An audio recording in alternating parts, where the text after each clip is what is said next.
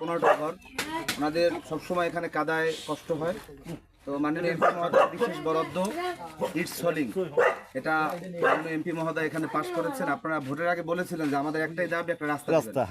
তো আমরা আমার বাড়ির তো এই বিষয়, কিন্তু আমরা চিন্তা করছি এখানে লোক বেশি, এটা আমার দরকার। এর জন্য মাননীয় এমপি মহোদয় আপনাদের আজকের এই রাস্তাটি পাশ করছে এবং এটা কাজ শুরু হয়ে যাবে আজকের মধ্যেই উদ্বোধন করবেন। এই পর্যায়ে কথা বলবেন আমাদের মাননীয় এমপি মহোদয় ডক্টর শফিকুল ইসলাম মাসুদ।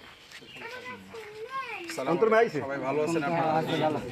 আমরা আল্লাহর দরবারে শুকরিয়া আদায় করি যে পবিত্র ঈদুল আজহার হচ্ছে কত দ্বিতীয়তম দিন। এই দ্বিতীয়তম দিনে আমরা আপনাদের কনকদিন মালাকার বাড়ি এই এলাকায় আমরা যখন ভোটের জন্য এসেছিলাম,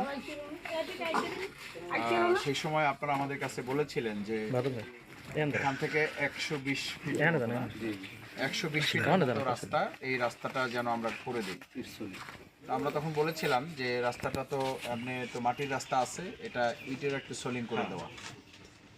আল্লাহ বর্ষা আমরা সোলিংয়ের কাজটা করি, এরপর প্রয়োজনে আমরা ঢালাইয়ের কাজটাও আমরা প্রয়োজনে করে দিতে পারবো ইনশাআল্লাহ।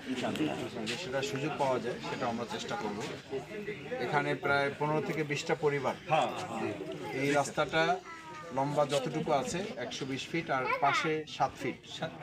এই রাস্তাটুকু আসলে জায়গা কম, কিন্তু লোকজনের এখানে যাদের প্রয়োজনটা অনেক বেশি।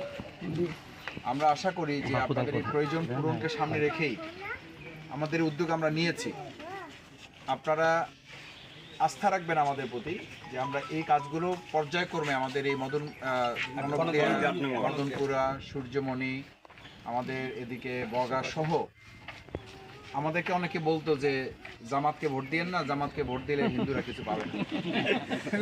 ওনাদেরকেও বোঝানোর চেষ্টা করছে না দিদি? তো আপনারা এর আগে যা তো বহু লোককে ভোট দিয়েছেন, আমি জানি না কোনো এমপি আপনাদের এখানে আসছে কিনা।